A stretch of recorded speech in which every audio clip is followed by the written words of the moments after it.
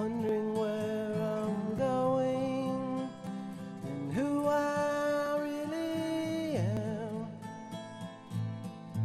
thinking about all the places I've already been,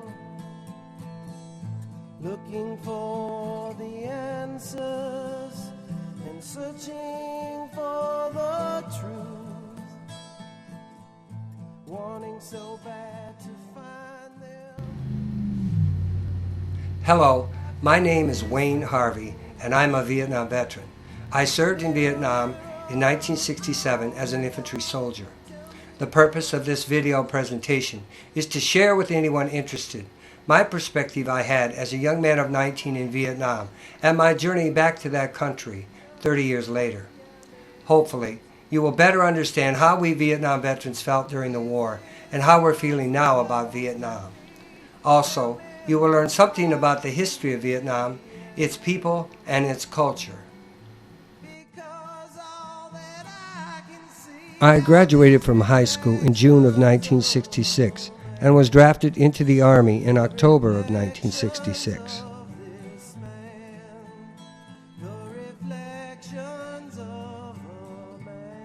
I arrived in Vietnam as an infantry soldier by March of 1967. As a young man, I felt I could prove my manhood and validate my masculinity by serving in the war. I believed Vietnam was a once-in-a-lifetime adventure. The frightening aspect of going to Vietnam only affected me occasionally and was not my normal feeling. It seemed exciting to me. For some reason, I felt invincible.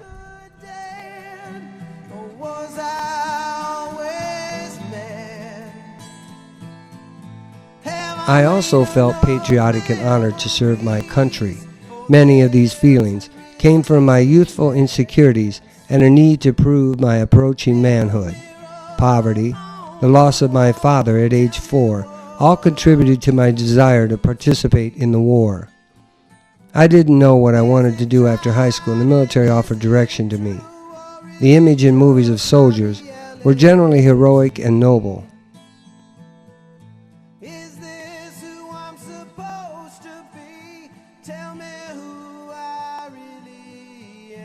The Army proved to be a positive experience for me.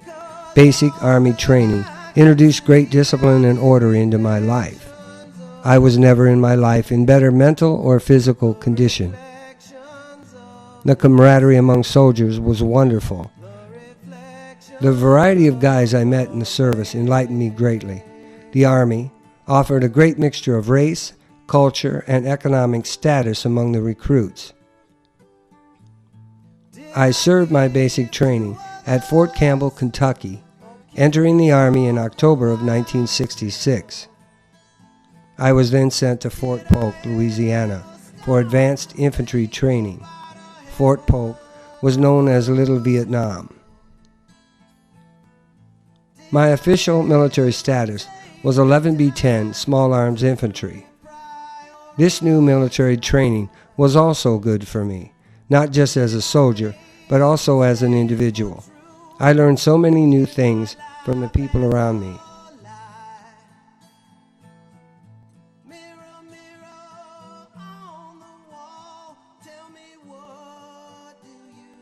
The Army was teaching me discipline and how to focus and work with a group of people. After my advanced infantry training, I received orders to go to Vietnam. It was an eerie feeling, and fright would take me at times, but I was excited.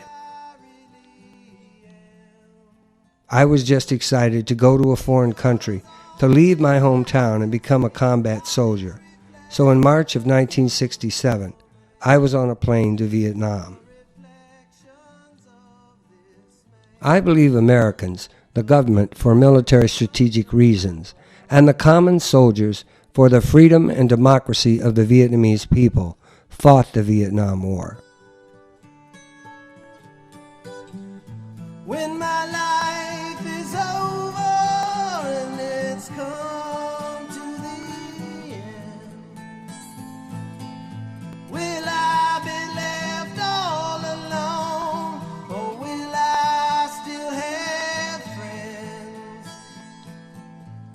Unfortunately, the American soldier was blamed and slandered for the war and its political outcome. The media in the U.S. jumped quickly and consistently to portray Vietnam veterans as baby killers, drug addicts, homeless alcoholics, depressed loners, killing civilians and each other in newspaper articles, books, television, and movie scripts. This slander was done in spite of the fact that statistics about Vietnam veterans' behavior shows just the opposite picture. Many of these media people were draft dodgers, draft-exempt males, and war protesters of the 60s, because most of these people were college kids, pacifists with fine arts degrees. They moved into positions of media power. And many of these males wrote their negative portrayals of the Vietnam veteran. This perpetration by the media of this negative image was intended to justify their own masculinity. It came down to who was the real man, the Vietnam veteran, a hero, or the draft dodger, war protester, a coward. So these individuals distorted the image of the Vietnam veteran, and this was a great injustice and tragedy looking back. We, Vietnam veterans, had much to fear from American war protesters at home. At least I had honor in Vietnam. Here in America for years, I was presented with dishonor, shame, and a negative public image. Many Vietnam veterans have died here in America trying to escape the shame put on them by the media. I'm not one of those unfortunate veterans who believed what the media was saying to the general American public. I'm proud to have served my country. The military was good to me. I learned so many things from other soldiers. My military experience was an exciting time in my life.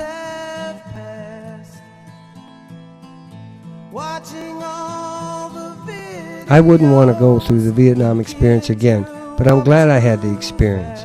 I found a new love and appreciation of life. I'm a better person today having served in Vietnam.